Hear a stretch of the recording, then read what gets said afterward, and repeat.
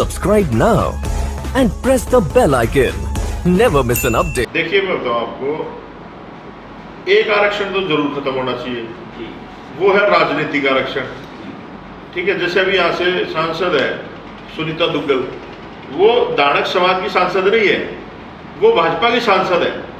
जो रिजर्वेशन बाबा साहब ने दिया था पॉलिटिकल, वो इसलिए दिया था कि ये लोग संसद में जाएंगे, अपने समाज की बात रखेंगे।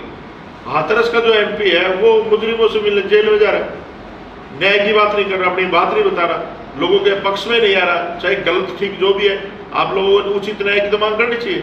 तो ये जो राजनीतिक आरक्षण है तो आज ही खत्म हो जाना चाहिए, क्योंकि बाबा साहब अम्बेडकर ने कहा था कि काजोल कर पैदा होते रहेंगे। तो ये जो समाज के गद्दार हैं, दलाल हैं, ये अपनी पार्टी के कुत्ते से भी ज्यादा वफादार लोग हैं।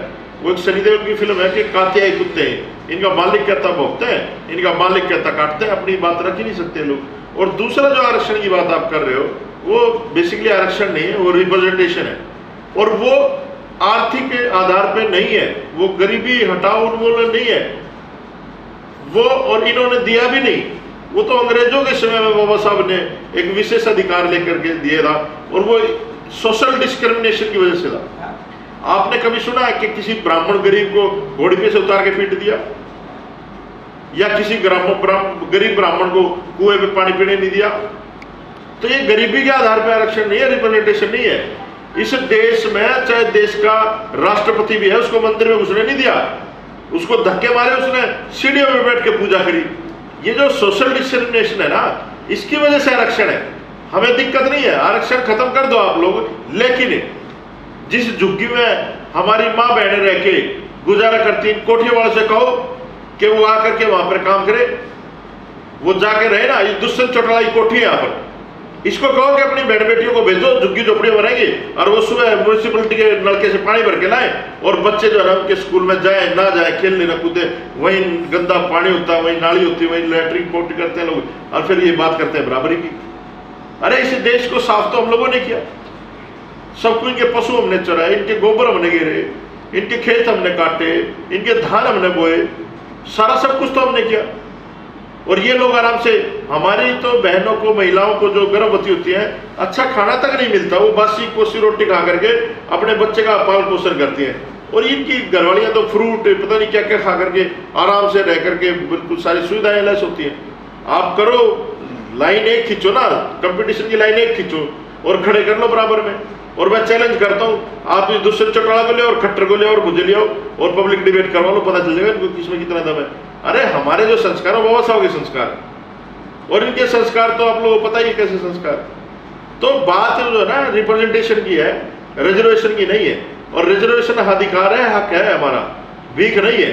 भीख तो ये ब्राह्मण बैठे हैं जो हजारों सालों से मंदिरों में अपना प्रभुत्व जमाए हुए। और मैं ओबीसी समाज के लोग को कहना चाहता हूँ, तुमने राम मंदिर की लड़ाई तो लड़ी, लेकिन उस राम मंदिर के ट्रस्ट में कितने जाट हैं, कितने ठाकुर हैं, कितने यादव हैं, या वहां पर ब्राह्मण कितने जो पंडित बनेंगे वहां पर, वो कितने ओबीसी के लोग बनेंगे? वो राम मंदिर नहीं है, इनके लिए रोजगार है ब्राह्मणों के लिए। जैसे नाई अगर सेविंग करता है ना, तो उसकी आस्था नहीं, वो व्यवसाय है, उसको पैसा मिलता है। जैसे कुमार मटके बनाता है, वो उसका व्यवसाय है, आस्था नहीं है। ऐसे ही ब्राह्मण अगर पूजा करता है ना, तो उसका धंधा है, वो आस्था नहीं है। और करोड़ा काल में ये साबित होगा। तथागत बुद्ध कहते थे, जब इंसान को अपनी जान खुद बचानी पड़ जाए तो सोच लेना भगवान नाम की कोई चीज नहीं है। रामास्वामी पेरियार, उनके कोट पढ़ो आप। अरे भगवान कहाँ गया? हर साल दुर्गा आती है, हर साल शंकर आता है, हर साल राम आता है। क्या इनको इन बच्चों की चीख सुनाई नहीं देती जो बलात्कार करते हैं? क्या इनको गरीब लोग जो भीख मांगते हैं ये दिखाई नहीं देते? किसान मरते हुए दिखाई नहीं देते? क्या भगवान निर्दयी है? भगवान बहरा है? मतलब है क्या भगवान? तो ये सारी चीजें, ये प्रोपेगेंडा है ब्राह्मणवाद का, जिसमें पूरा समाज, पूरा देश, पूरी दुनिया कब्जे में है इसके। आप तर्क संगत बात करो, है ना, जो साइंटिफिक बात ठीक है वो बात करो। अभी मैं, ये हमारे अतिकाय भाई वो दिखा रहे थे फेसबुक पे कि मोदी जी ने बोला कि बत्तख के मुंह से ऑक्सीजन निकलती है तो इतना लिख रखा, साई सम शर्मिंदा है, तेरे कातिल जिंदा है।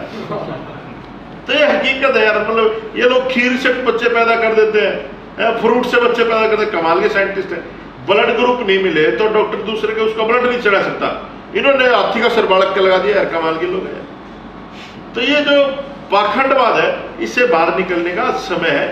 आज पूरी दुनिया साइंस को मानती है, उसको प्राथमिकता देती है, और आरक्षण जो है वो हमारा जन्मसिद्ध अधिकार है, भीख नहीं है वो। और जिस दिन हम लोग इनके बराबर आ गए, अभी तो थोड़े से लोग उठे हैं यार, थोड़े से लोग उठे हैं, इनके पेट में दर्द होने लगा।